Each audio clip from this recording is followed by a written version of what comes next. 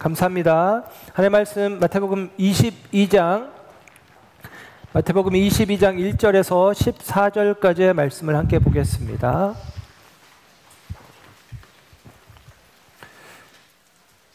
마태복음 22장 1절에서 14절 합독합니다. 시작.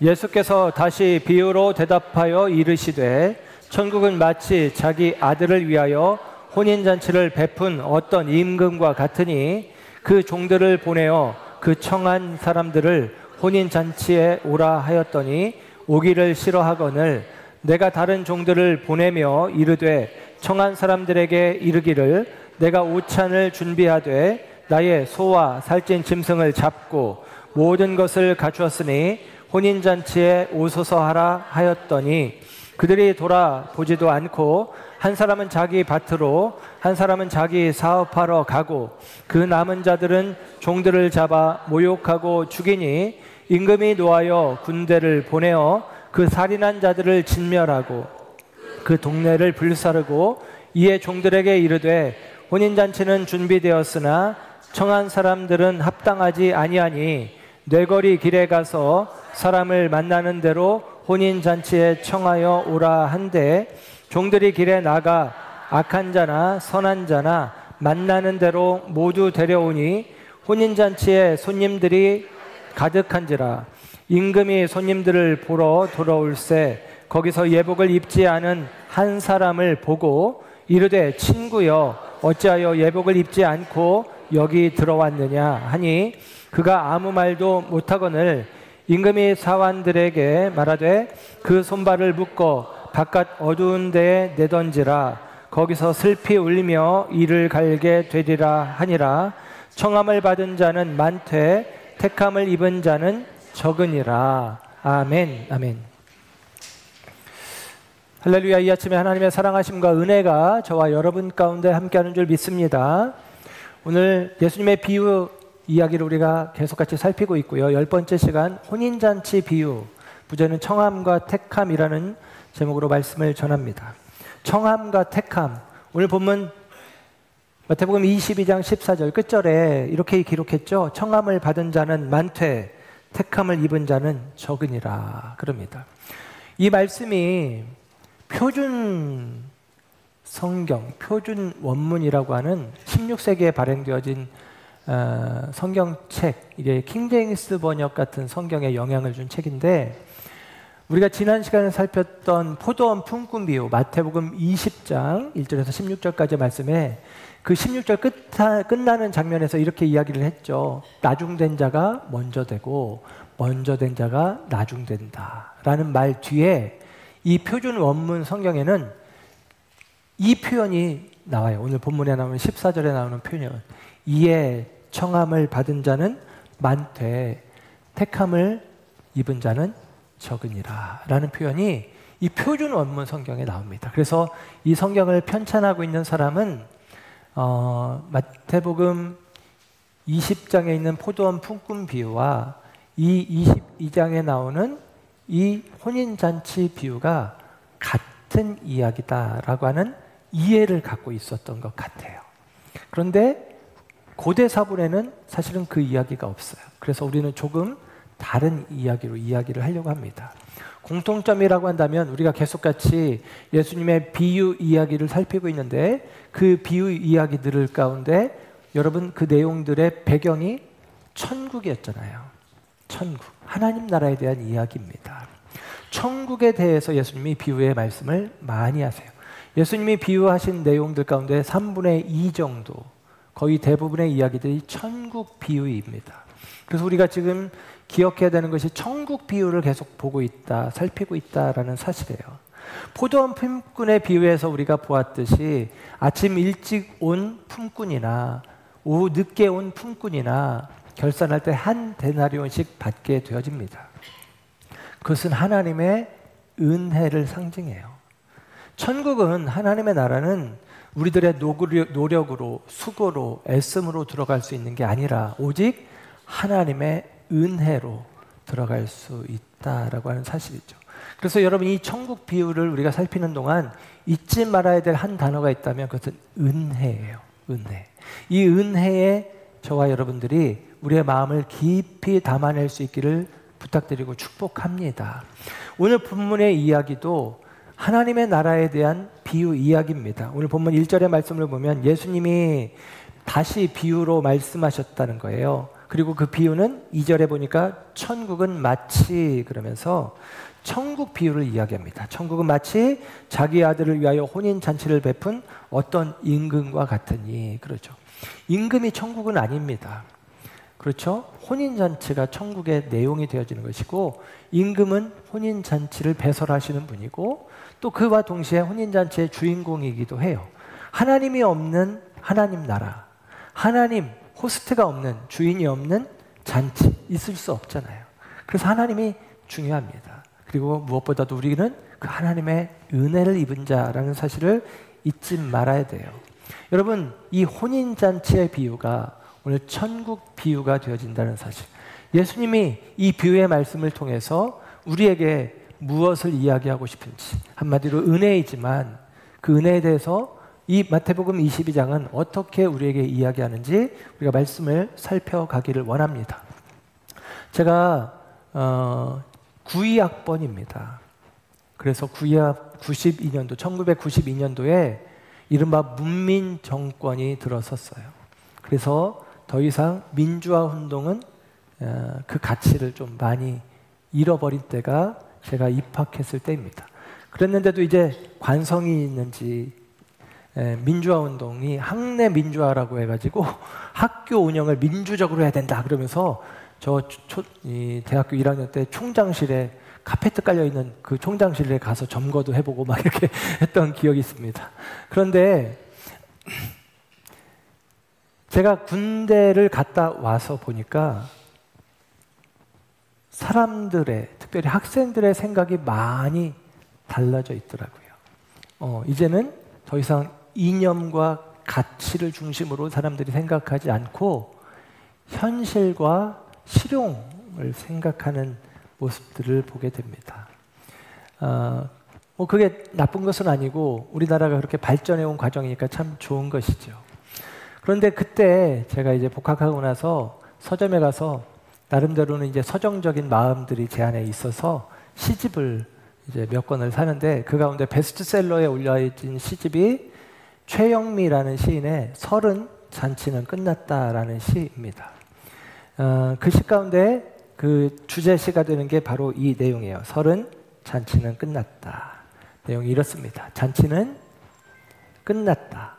술 떨어지고 사람들은 하나둘 지갑을 챙기고 마침내 그도 갔지만, 마지막 셈을 마치고 제각기 신발을 찾아 신고 떠났지만 어렴풋이 나는 알고 있다. 여기 홀로 누군가가 마지막까지 남아 주인 대신 상을 치우고 그 모든 걸 기억해내며 뜨거운 눈물 흘리리란 걸, 그가 부르다만 노래를 마저 굳혀 부르리란 걸 어쩌면 나는 알고 있다. 누군가 그 대신 상을 차리고 새벽이 오기 전에 다시 사람들을 불러 모으리란 걸, 환하게 불을 밝히고 무대를 다시 꾸미리라. 그리고선 이 시의 마지막 연에 이렇게 시가 끝납니다. 그러나 대체 무슨 상관이란 말인가. 시를 읽어드렸지만 여러분 마음 가운데는 이게 무슨 말이야? 이런 생각이 들 거예요. 저도 사실 시집을 보면서 이게 무슨 말이야? 라는 생각이 들었습니다. 근데 우리가 이제 시를 잘 볼 줄 몰라서 그렇긴 한데, 이 최영미 시인이 가지고 있는 생각은 이념이 사라져버린 1990년대에 대한 환멸을 거침없는 언어로 표현해냈다, 이렇게 평가를 받습니다. 그는 사람들이 더 이상 그들이 원하고 바라고 구했던 것, 그게 그 시대에는, 자신의 이전 시대에는 소위 말하면 민주화라고 하는 가치, 민주화라고 하는 그들의 바램이었던 거예요. 근데 그게 성취되어지고 난 이후에 사람들은 다 이제 그들이 꿈꾸고 노래하고 소원한 그것들을 놓아버리고 다 각기 자기의 삶의 자리로 돌아가 버렸다라는 사실이에요. 그런데 그것이 이내 못내 슬프고 또 답답하고 안타깝고 이게 시인의 마음입니다. 근데 시인은 그러면서도 하나의 노래를, 가능성을, 희망을 노래해요. 그래서 무엇이냐면 누군가가 다시 이 어지럽혀진 상을 치우고 그 위에 다시 새로운 상을 마련하고 사람들을 불러 모을 거라는 거예요. 그런데 시인은 다시 한번 자주 섞인 마음으로 이야기합니다. 그러나 대체 그게 나와 무슨 상관이냐라고 하는 것이죠. 어느덧 제목이 30 잔치는 끝났다잖아요. 30살이 되어서 자기 일상의 자리, 생업의 자리, 삶의 자리에 나아가서 그도 다른 사람들과 똑같이 더 이상 이념적인 것 혹은 가치, 인생의 참된 가치에 대해서 더 이상 스스로도 생각하지 않는 자기 자신을 발견했다라고 저는 생각합니다. 그래서 새로운 잔치상이 차려지지만 나와 무슨 상관인데? 라고 하는 생각을 갖게 되어지는 것이죠. 여러분, 예수님이 우리 가운데 오셔서 이루시는 일들은 하나님의 나라입니다. 그 하나님의 나라는 요한계시록 19장에 보면 어린 양의 혼인잔치, 잔치로 묘사가 됩니다. 그래서 여러분 그 잔치는 기쁨의 잔치잖아요. 더 이상 눈물이 없다, 한숨이 없다, 고통이 없다. 거기는 기쁨과 평화뿐이다. 우리가 기대하는 것이 바로 천국, 하나님의 나라입니다. 여러분, 예수님께서 하나님의 나라를 이루시려고 이 땅 가운데 오셨어요.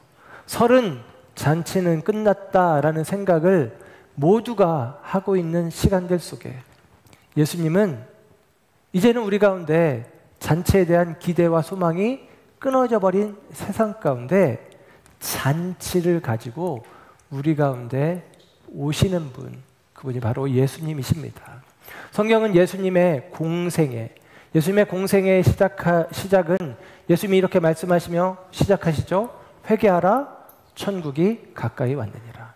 하나님의 나라를 선포하시면서 예수님께서 공생애를 살아가시며 요한복음에는 예수님이 이 공생애를 시작하시고 첫 번째 행한 기적, 표적을 갈릴리 가나의 혼인 잔치집에 초대되어 갔는데 그 잔치 자리에 포도주가 떨어집니다. 포도주가 떨어졌다는 얘기는 잔치가 끝났다라는 이야기예요. 그런데 예수님께서 물로 포도주를 만들어 주시죠. 그래서 그 잔치가 다시 회복되게 하십니다. 예수님은 저와 여러분의 인생 가운데 이뤄진 잔치를, 이뤄진 축제를, 이뤄진 기쁨을 회복하게 하시려고 우리의 삶에 찾아오십니다. 그 예수님이 저와 여러분의 삶 속에서 여러분이 잃어버린 잔치를 회복하게 하시는 은혜 누리시길 바랍니다. 오늘 본문 속에 보면 혼인잔치 비유라고 하죠. 혼인잔치 비유. 이 혼인잔치를 통해서 천국 이야기가 우리에게 들려집니다. 천국의 기쁨과 감격을 혼인잔치로 비유하는 거예요. 혼인잔치만큼 천국의 기쁨과 감격을 설명할 수 있는 것은 없다라는 생각이 듭니다. 더군다나 유대인들에게 있어서는 혼인잔치가 무엇인지 너무나 익숙합니다. 그들에게는 혼인잔치가 굉장히 중요한 예식입니다. 우리도 마찬가지죠. 결혼식, 어쩌면 인생에서 가장 중요한 어떤 의식이 결혼식이 아닐까라는 생각을 해보게 돼요. 전에 성지순례를 갔을 때 이스라엘의 갈릴리 지역의 키부츠라고 해서 그 집단 농장이라고 하죠. 협업 농장에서 운영하는 호텔에 갔는데 저녁 때 이제 성지순례를 하면 낮에 돌아다니다 저녁 때 호텔에 들어갑니다. 저녁 때 호텔에 들어갔는데 식사를 하고 났는데 저쪽 다른 편에서 음악 소리가 들리는 거예요. 그래서 궁금해서 가봤죠. 그랬더니 사람들이 음악을 켜놓고 춤을 추고 막 이렇게 노래를 하고 있습니다. 그래서 저 뭐 하는 거냐 이렇게 물어봤더니 결혼식을 하는 거래요. 혼인잔치를 하는 것입니다. 근데 그 혼인잔치가 진짜 그냥 춤추고 먹고 마시고 놀고 그런 거예요. 더군다나 그걸 일주일 동안 한다고 이야기를 들어서 깜짝 놀랐습니다. 예, 그게 잔치예요. 그게 잔치입니다. 이스라엘 사람들은 익숙하게, 유대인들은 익숙하게 이 혼인잔치에 대해서 알고 있습니다. 그런데 이 익숙한 이야기, 이 혼인잔치라고 하는 아주 익숙한 이야기가 오늘 예수님의 비유 속에서는 너무나도 낯선 이야기로 우리에게 들려지게 되어집니다. 너무나 이상한 이야기들이 이 안에 가득 채워져 있어요. 첫째는 이런 것입니다. 왕이 아들의 혼인잔치에 사람들을 초대했는데 사람들이 안 가겠다라고 합니다. 여러분, 이게 있을 수 있는 일인가요? 여러분, 대통령이 나를 파티에 초대한다 그러면 열일 제초 듣고 가지 않겠습니까? 저 같으면 얼른 달려가겠습니다. 그런데 그렇게 하지 않고 사람들은 안 가겠다라고 이야기를 해요. 또 왕이 안 온다고 하니까 종들을 다시 또 보냅니다. 그랬더니 그 종들의 초대에 대해서 응답하지 않고 이런 식으로 반응해요. 나 밭에 가야 돼. 나 사업이 바빠. 그러면서 심지어는 모욕하고 잡아서 죽이기까지 했답니다. 뭐 그럴 게 있나 싶은데 그런 이야기가 포함되어져 있어요. 그래서 분노한 왕이 이 종들을 해한 살인자들을 잡아서 그들을 죽이고 그 성읍을 불질렀다는 이야기가 나옵니다. 그 성읍은 왕에게 속한 성읍이겠죠. 왕이 자기 성읍을 불질러 버리는 거예요. 이 결혼 이야기는 그 출발은 기쁘고 핑크빛 이야기로 시작되었는데 그 결말은 쌀벌한 이야기가 되어집니다. 핏빛으로 바뀌고 잿빛의 이야기로 변해버리는 거예요. 그리고 나서 왕은 종들에게 명하기를 거리로 나가서 아무나 데려와라. 아무나 데려와라. 라고 해서 선한 자든 악한 자든 다 데려왔다라고 합니다. 그리고 가장 이해하기 힘든 부분 중에 하나는 오라고 해서 왔는데 갑자기 너 왜 옷 안 입었어? 왜 예복 안 입었어? 너 이 자식 나가. 근데 그냥 나가가 아니라 결박해서 내 던져버려라. 그렇게 이야기하는 거예요. 여러분, 혼인잔치 기쁘고 즐겁고 행복한 그 혼인잔치에 이상한 이야기들이 가득 담겨 있는 것이 오늘 본문 이야기, 예수님의 비유 이야기입니다. 여러분, 오늘 본문을 어떻게 이해할까? 오늘 본문은 우리에게 복음에 대해서 이야기를 먼저 하고 있어요. 예수님이 이 땅에 오셨다는 것이 복음이죠. 그 복음이 우리에게 두 가지 측면을 가지고 있음을 말해 줍니다. 첫 번째는 밝은 면이 있고 두 번째는 어두운 면이 있어요. 복음은 우리에게 밝게 혹은 어둡게 적용되어집니다. 또 복음은 우리에게 기쁨이 되어지기도 하지만 슬픔이 되어지기도 하는 거예요. 무슨 얘기냐면 이 복음이라고 하는 것이 여러분 그 복음을 받아들이는 자들에게는 밝음이 찾아옵니다. 기쁨이 주어져요. 복음을 외면하는 자들에게는 어둠이 임하는 것입니다. 그들 가운데 슬픔이 경험되어지는 거예요. 여러분, 복음은 그 자체로 복음, 복된 소식 혹은 기쁜 소리, 기쁜 소식이란 뜻이 복음이에요. 복음, 복된 소리. 그게 복음입니다. 기쁜 소리인데 여러분 그 기쁜 소리가 누군가에게는 슬픔의 소리가 되어질 수 있다는 것이죠. 복음은 언제든지 그 심판을 배경으로 하고 있습니다. 노아의 방주를 우리는 알아요. 노아의 방주. 그 방주는 하나님의 구원의 방주라고 우리가 이해를 합니다. 구원의 방주인데 그 구원의 방주라고 하는 표현은 그 배경이 비의 심판에 있는 거예요. 홍수에 있는 것입니다. 노아가 방주를 산 위에 짓습니다. 커다란 방주를 짓습니다. 그런데 여러분, 만약에 비가 내리지 않았다면, 홍수가 일어나지 않았다면 그 방주는 어떻게 되는 거죠? 어리석은 행위에 불과합니다. 그러나 여러분, 비가 내렸기에 홍수가 났기에 그 방주는 사람을 살리는 구원의 방주가 되어지는 것입니다. 여러분, 그래서 복음은 언제든지 하나님의 심판을 배경으로 하고 있어요. 그 심판에서, 그 위험에서, 그 죽음에서 건짐받았다. 이게 복음의 의미입니다.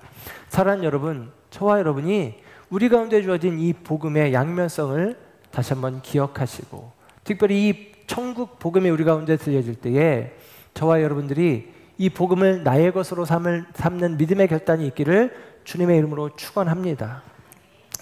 이 이야기, 오늘 이 혼인잔치의 비유 이야기, 왕의 아들의 혼인잔치, 왕이 사람들을 초대하고 그 초대에 응하지 않아서 왕이 화를 내고, 그리고 왕이 새로운 사람들을 초대하고 새로운 사람들 가운데 여전히 예복을 입지 않은 사람들을 쫓아내는 이 이야기는, 여러분, 이 장면이 마태복음 22장은 마태복음 21장부터 이어지는 내용이에요.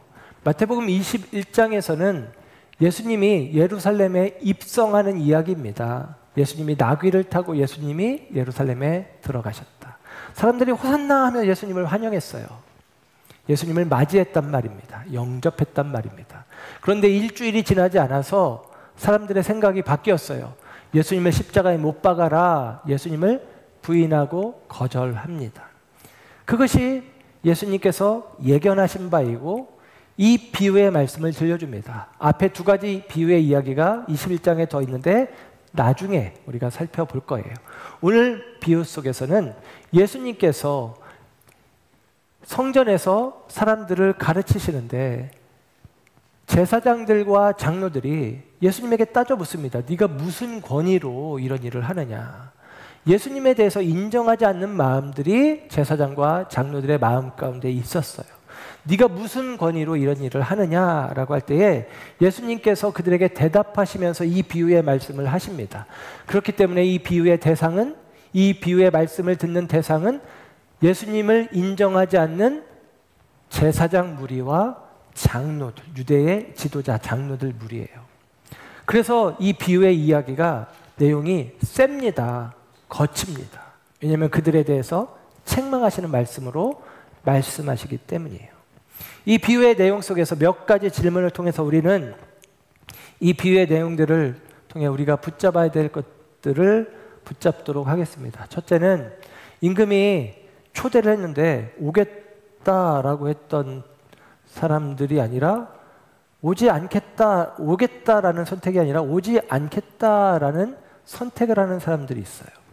그들에게 대하여 오늘 성경은 3절에 종들을 보내어 초대했는데 오지 않으니까 4절에 다른 종들을 보내어라는 것입니다. 또다시 종들을 보내어서 거듭 초대를 하는 거예요. 임금이 오지 않으려고 하면 에이, 싫으면 간도. 야, 내가 너희들을 위해서 살찐 송아지도 잡고 포도주도 준비하고 너희들을 위해서 내가 잔치를 준비했는데 안 온다고? 아휴, 오지마. 이렇게 할 수 있잖아요. 저 같았으면 그럴 것 같아요. 그런데 임금이 또다시 사람들을 보내서 거듭 초대를 하는 것입니다. 구태여 거듭해서 초대하는 까닭이 무엇일까? 여러분, 이게 하나님의 마음인 거예요. 이게 중요해요. 하나님은 거듭 우리에게 말씀하십니다. 구약 성경에도 보면 이스라엘 백성들 향해서 하나님이 선지자들을 보내시는데 거듭 보내요. 북이스라엘은 남유다보다 역사가 더 짧아요. 그런데 그 북이스라엘에 더 많은 선지자를 보냅니다. 죄가 더한 곳에 은혜가 더한다는 것처럼 하나님은 은혜 베푸시기를 멈추지 않고 잃어버린 백성들이 돌아오기를 원하는 마음으로 거듭 하나님의 사람들을 보내십니다. 그들을 통해서 하나님의 초대장, 말씀을 그들 가운데 선포하는 거예요. 그런데도 돌아오지 않는 일들이 구약에 기록되어져 있어요. 그와 같이 예수님 때도 마찬가지다라고 이야기를 하는 거죠. 그러나 여러분, 거듭해서 주님께서, 하나님께서 초대하고 있다는 것은 하나님의 마음을 알 수 있는 것입니다. 우리를 하나님이 포기하지 않는 거예요. 우리를 하나님이 포기하지 않는 사랑으로 사랑하시는 것입니다. 그 사랑이 깨달아지는 은혜가 있기를 주님의 이름으로 축복합니다. 나를 향한 하나님의 사랑이 깨달아질수록 우리는 그분의 초대를 귀찮아, 불편해, 성가셔라고 반응하지 않을 거예요. 그분의 사랑이 깨달아진다면 그분의 초대를 기쁨으로 여기고 감사함으로 여기고 그 초대에 반응할 것입니다. 그게 오늘 이 아침 이 예배 자리에 나온 여러분의 반응인 줄로 믿습니다.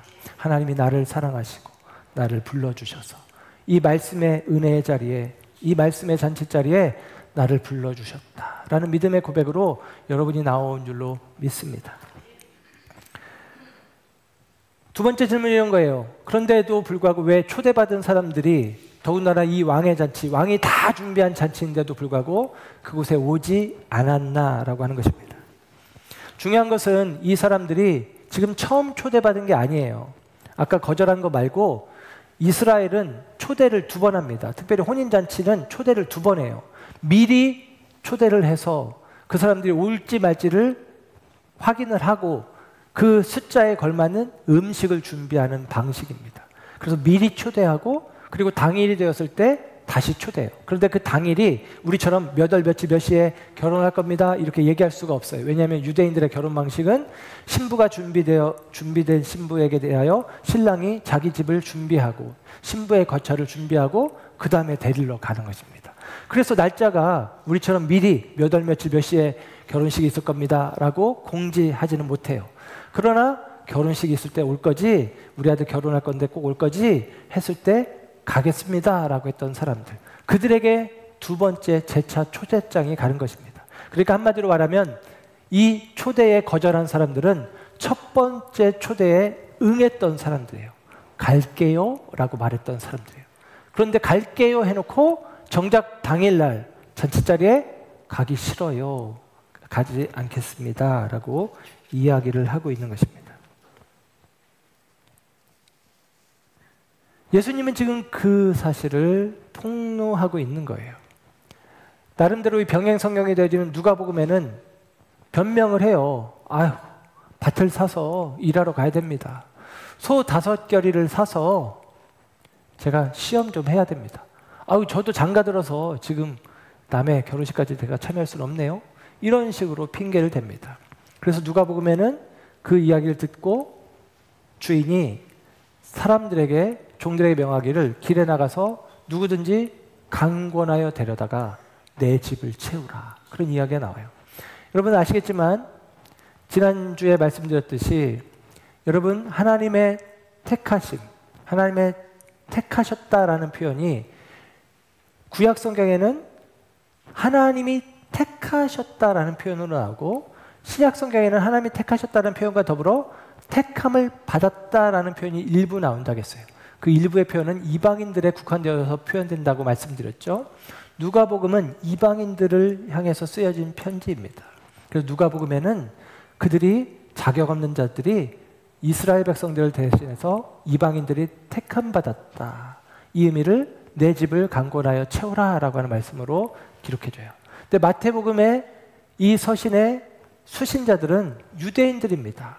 그래서 마태복음은 유대인들에 대한 책망, 특별히 유대인들의 지도자들인 제사장, 서기관, 장로들에 대한 책망이 많아요.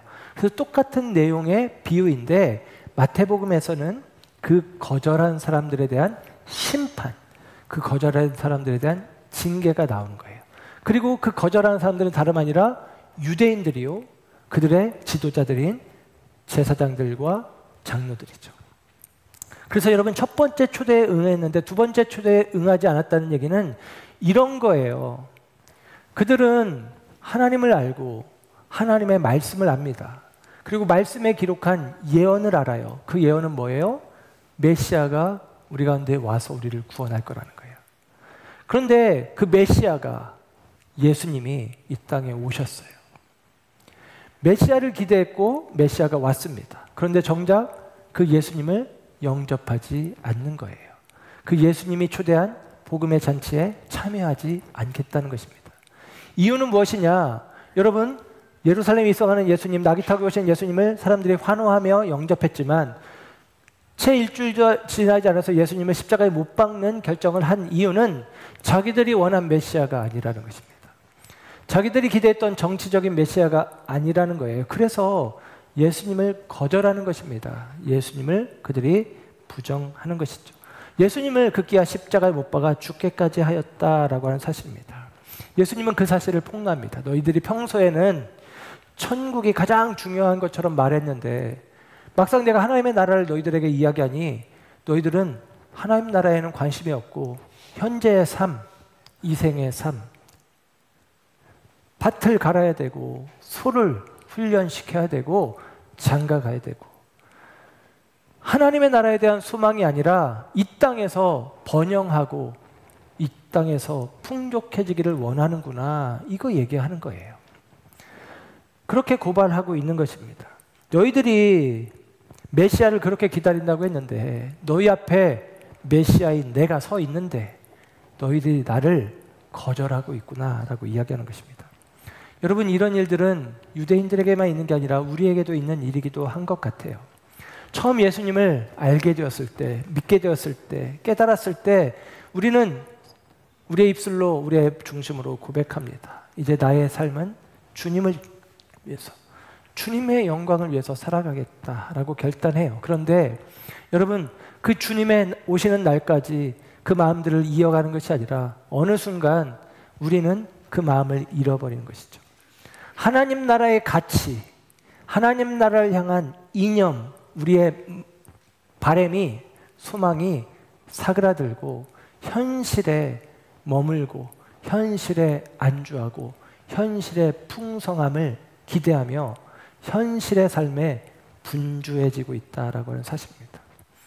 그래서 하나님 나라는 어느새 내 머릿속에서 지워져 버리고 하나님 나라를 향한 기대와 소망, 마라나타, 주 예수여 어서 오시옵소서라고 하는 생각들은 우리 가운데서 사라져 버리고 정작 하나님의 나라의 문이 열렸는데 그 문 안으로 들어가려고 하지 않고 정작 그 하나님의 나라를 가져오신 예수님을 내 삶의 주인으로 모셔드리지 않는다라고 하는 사실이죠.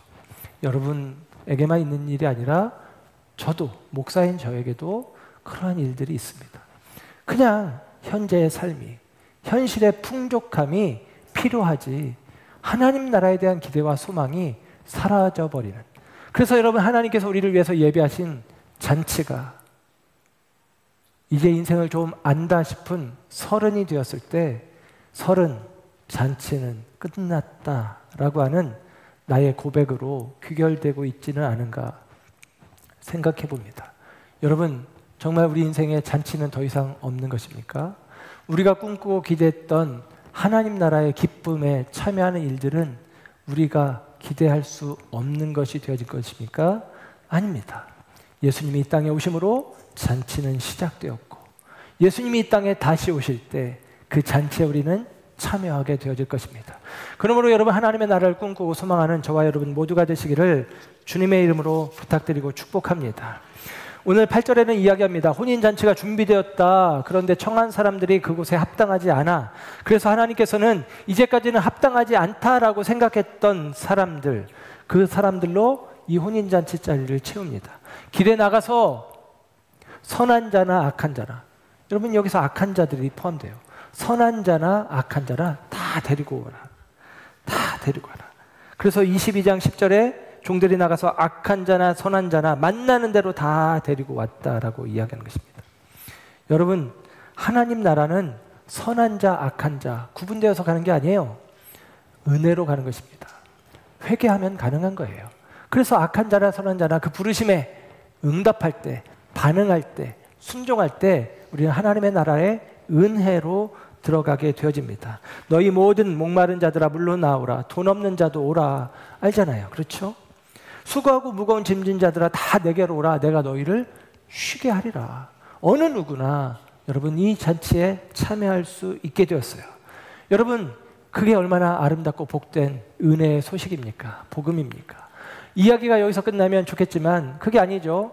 오늘 1절에 비유라고 얘기했지만 원어 성경에는 복수형으로 되어 있어요. 비유들이라는 거예요. 그러니까 여러분, 이 비유는 이 앞에 있는 10절까지의 이야기와 11절부터의 또 다른 이야기가 이어집니다. 또 다른 이야기를 주님이 들려주는 거예요. 첫 번째 이야기로 끝났다면 참 아름다운 이야기일 텐데 반전의 이야기가 또 있어요. 그러니까 해피 엔딩으로 끝날 건데 11절부터 또 다른 반전의 이야기가 우리에게 들려집니다. 그것은 이 잔치 자리에 이제 잔치를 준비하고 배설했던 왕이 잔치에 나아갑니다. 손님들을 보려고, 손님들을 맞이하려고. 그런데 그 잔치 자리에서 예복을 입지 않은 한 사람을 발견해요. 여러 명이 아니에요. 그 수많은 사람들 가운데 한 사람이 예복을 입지 않았다고 성경은 말합니다.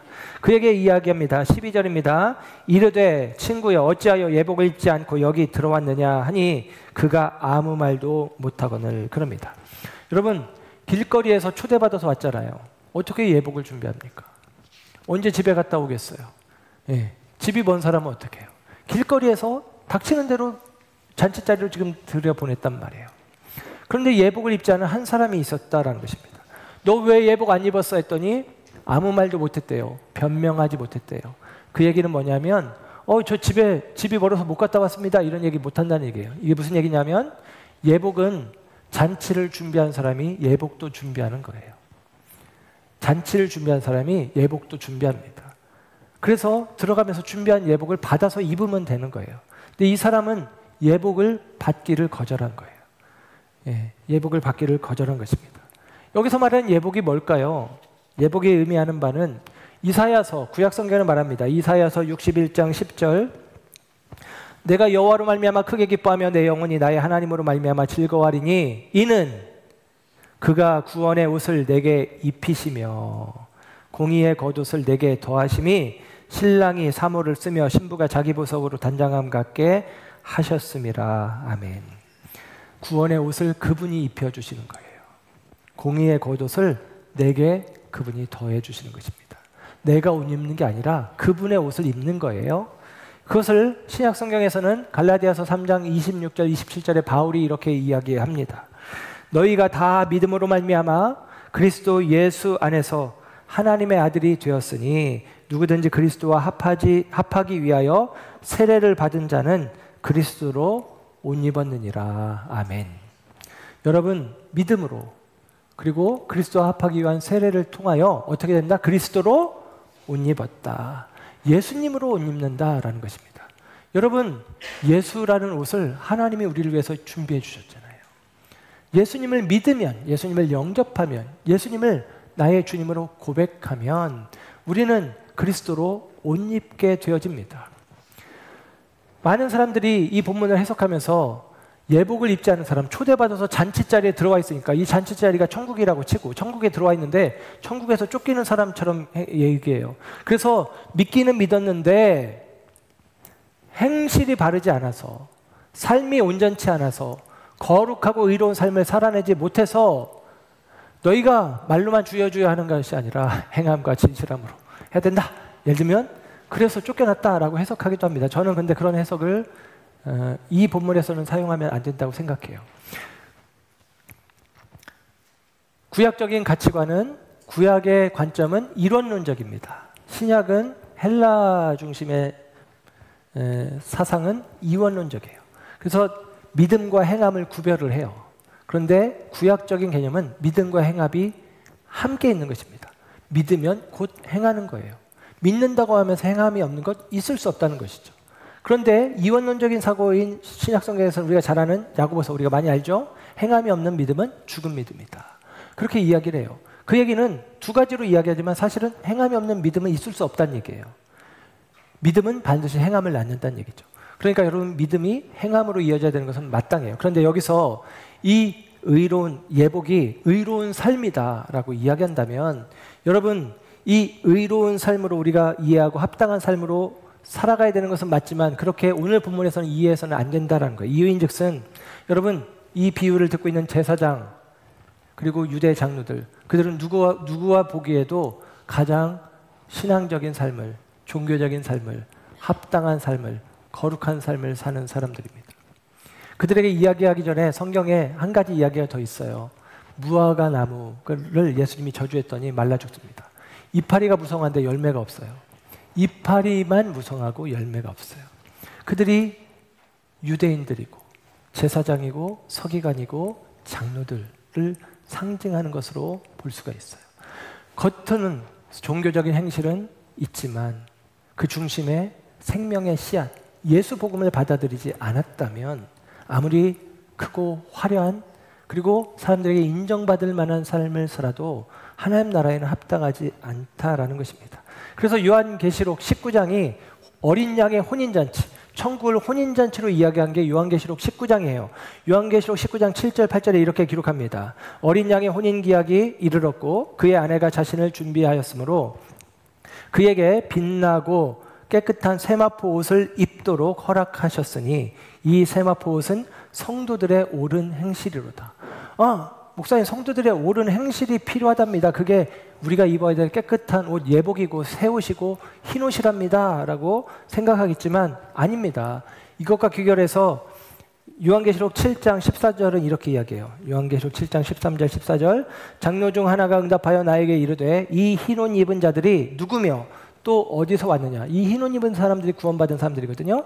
14절 내가 말하기를 내 주여 당신이 아시나이다 하니 그가 나에게 이르되 이는 큰 환난에서 나오는 자들인데 구원받았다는 얘기예요. 어린 양의 피에 그 옷을 씻어 희게 하였느니라. 아멘. 여러분 그들의 옳은 행실은 뭐냐? 어린 양의 피에 씻는 거, 그게 옳은 행실이에요. 그 어린 양의 피에 씻는 것을 통해서 흰 옷을 입게 되어지는 것입니다. 예복을 입게 되어지는 거예요. 이게 무슨 의미일까요? 회개하는 거예요.